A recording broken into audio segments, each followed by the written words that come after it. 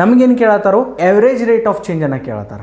Average rate of change of y with respect to x, it means change in y divide by change in x ಅನ್ನ ಕೇಳತ್ತಾರಲ್ಲ ನಾವು. ಅವರು average ಅನ್ನೋ word ಬರ್ತೈತಿಲ್ಲ, rate of change ಅನ್ನ ತೆಗಿತ್ ಮುಂದೆ ಎವರೇಜ್ ರೇಟ್ ಆಫ್ ಚೇಂಜ್ ಬತ್ತಂದ್ರ ಅಲ್ಲಿ ಚೇಂಜಸ್ ಬಹಳ ದೊಡ್ಡ ಇರ್ತಾವ, ಬಿಗ್ ಚೇಂಜಸ್ ಇರ್ತಾವ. ಅವಾಗ ನಾವು ಚೇಂಜ್ ಇನ್ ವೈ ಅನ್ನ ಡೆಲ್ಟಾ ವೈ ಅಂತ ಹೇಳಿ ಬರಿಬಹುದು, ಚೇಂಜ್ ಇನ್ ಎಕ್ಸ್ ಅನ್ನ ಡೆಲ್ಟಾ ಎಕ್ಸ್ ಅಂತ ಹೇಳಿ ಬರಿಬಹುದು. ಡೆಲ್ಟಾ ವೈ ಹೆಂಗ್ ತೆಗಿತೀರಿ? y2 minus y1 divided by x2 minus x1.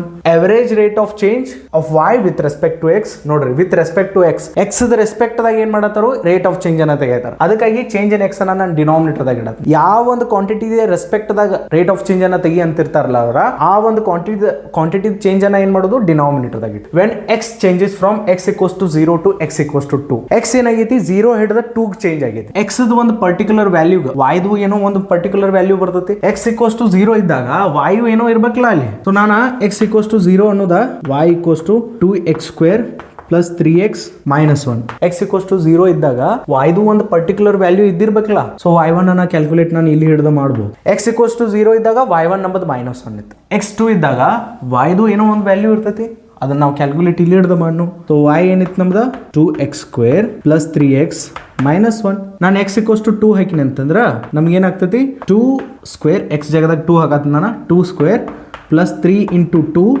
Minus 1. So y ಎಷ್ಟು ಬತ್ತು ನಂದ 13. ಇದಕ್ಕೆ ನಾನು y2 ಅಂತ ಹೇಳ್ತೀನಿ. ನನಗೆ ಇಲ್ಲಿ ಏನು ಗೊತ್ತದು x2 y2 y2 y1 ಎಲ್ಲ ಗೊತ್ತದು, ನನಗೆ ಪಾಯಿಂಟ್ಸ್ ಗೊತ್ತದು. ಈಸಿಲಿ ನಾನು ಏನ್ ಮಾಡ್ಬೋದು, ಎವರೇಜ್ ರೇಟ್ ಆಫ್ ಚೇಂಜ್ ಅನ್ನ ಕ್ಯಾಲ್ಕುಲೇಟ್ ಮಾಡ್ಬೋದು. ಸೊ ನೋಡ್ರಿ ಇಲ್ಲಿ delta y by delta X. So y2 ಎಷ್ಟೈತಿ ನಮ್ದ 13. 13 ಮೈನಸ್ y1 ಅನ್ನ ಇಡ್ಬೇಕು ನಾನು. y1 ಮೈನಸ್ 1 ಐತಿ ಮತ್ತೆ divided by x2 minus x1. x2 ನಮ್ದು 2 ಐತಿ, x1 ನಮ್ದು 0 ಐತಿ. ಸೊ ನನಗೆ delta y by delta X ಎಷ್ಟು ಬರ ಐತಿ 7 ಬರ ಐತಿ.